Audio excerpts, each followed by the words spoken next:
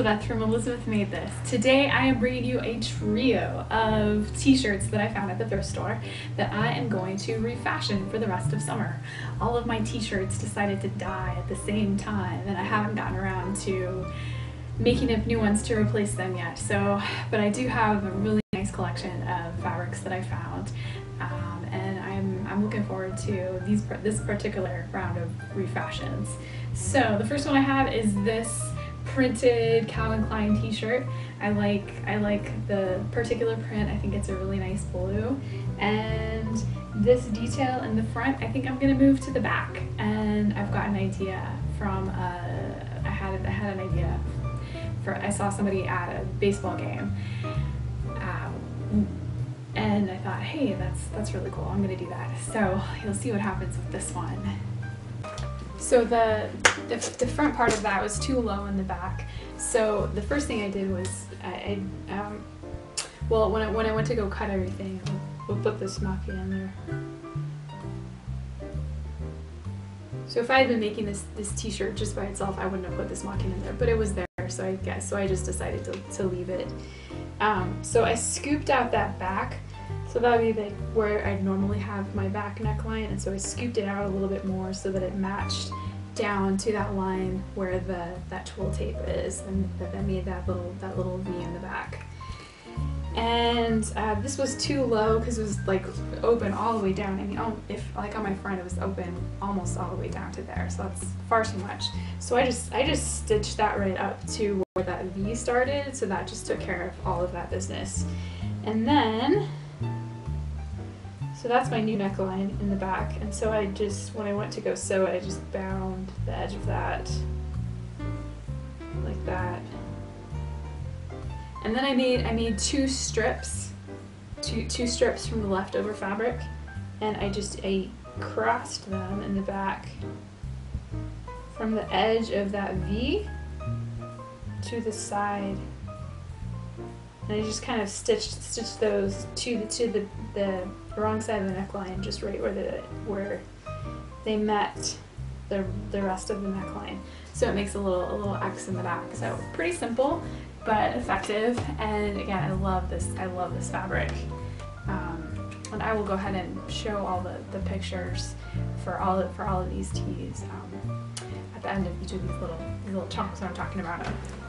The last tee that I'm dealing with in this round of refashions is this peach stripy tee. It is ginormous on me, which is fine because in refashioning, the more fabric you have, the better.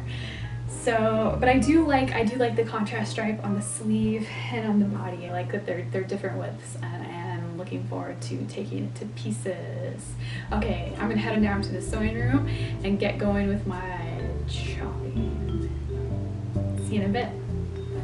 So here's the first of my refashions that I've worked on in the past month.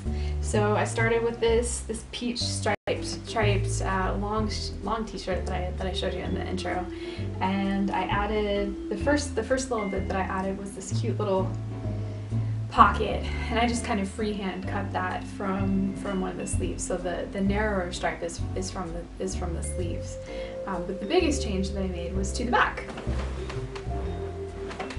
So you can see it's got like a nice and a little peek out cutout in the back, and I'm going to show you really quick with my handy dry erase board how I made that. So I started with my t-shirt pattern in the back, and I just used a French curve to kind of go underneath the armhole a little bit, and I just curved it up like that. And whenever I do pattern work like this, where I'm having to cut apart pattern pieces, I always make sure that I add a little plus sign, so that reminds me to add a seam allowance, because you don't want to not have a seam allowance there. Okay, and then the second part that I did is I took another curve and I scooped out this back part. I actually used the front neckline to get that specific curve, and before I knew how low I wanted to do, I made sure that I put a pin in my back to make sure that it was gonna cover my bra line, because that's not the look I was going for. And so we're just gonna eliminate that. So really I'm only dealing with this piece and then this piece. Because this was a refashion, I did have to end up putting this on I had put both of these on a fold, not on the fold. I had to make this a center back seam. So in my case, I got to play with the stripe placement a little bit and offset the stripes. So that was kind of a fun thing to do. But normally you wouldn't have to do this if you wanted to do this kind of treatment to the back. So to sew this, the first thing that I did was sew this part to the top kind of yoke piece, and I'm only sewing to that part. And then you want to bind this whole area. It's gonna, obviously, if we're looking at a full pattern piece, it's gonna go around like that. So it's kind of and that's what's gonna create that little bit in the back. And that's it. So that's a pretty simple hack. Okay, let's talk about the next one. So the next t-shirt is this green J. Crew t-shirt. It fits pretty well, but it has crazy long arms. I have short arms, but these are ridiculous, people. They're just ridiculous. So I'm gonna do something with that, and I'm actually glad that they have really long arms, because I should be able to do something cool with all the extra length in this situation. So this is my last refashion tee. This one was only moderately successful, so I'm a little bummed about that, because I think the green is really beautiful, and I think the concept of the cutout on the shoulder was really kind of fun. But sometimes when you're dealing with refashion fabrics, they just don't work out very well. The fabric, this particular fabric, had kind of lost its elasticity over time, and when I went to go and sew it, it just kind of grew. And as comfortable as I am with sewing refashioned fabrics and just working with knits in general, this one just ate my lunch, and sometimes that just happens. Sometimes you go to sew knits and they just don't work out.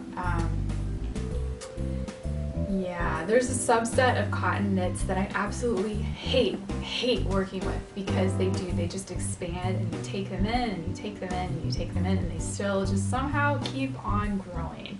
So this was one of those, and I really should have known better, because I put it on and I went to go back to compare it to my pattern, and it was so much smaller than my pattern, and yet when I put it on my body, it fit just fine. So that should have been my clue, and I should have gone from there and just kept the neckline as it was, and then did all this nonsense with the sleeve. But anyway, I think what I want to do is try this again with yardage to really refine this idea, because I think it's a cool idea, and I might come back to this next year when the season is, you know, tank top season and so forth. So I will show you what I did with the pattern work. So it's not really pattern work so much. I mean, it's just I used a tank sleeve, and for me, I know where I like my armhole to be for my knit tops. So that's really clearly marked on my pattern, and if you don't know that, then you should work on finding a good t-shirt pattern that's a good base for you, and yeah, just start playing with it.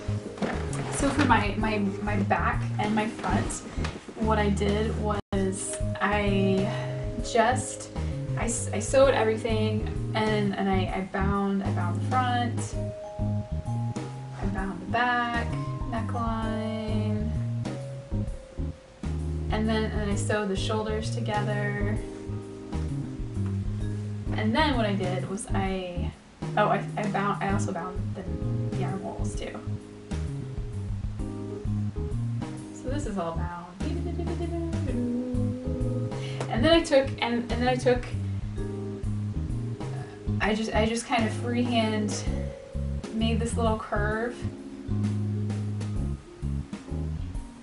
and I cut this out, I got rid of all of it. So this part of the shoulder is totally gone. This part of the shoulder, totally gone. So now I have this big hole here, and then I took strips from the leftover fabric that I had, and I made little X's across. And this is where, if I wish I had a dress form to really help me with that. I don't currently have a dress form because the last 9 years of my life have been pregnancy and nursing. So having a dress form is kind of not in the cards, but I think I'm approaching the point where I can have a dress form now. And a project like this where I could like really see like, hey, where's my shoulder? Where's this happening? And kind of pin out exactly where things are happening would have been a lot more helpful.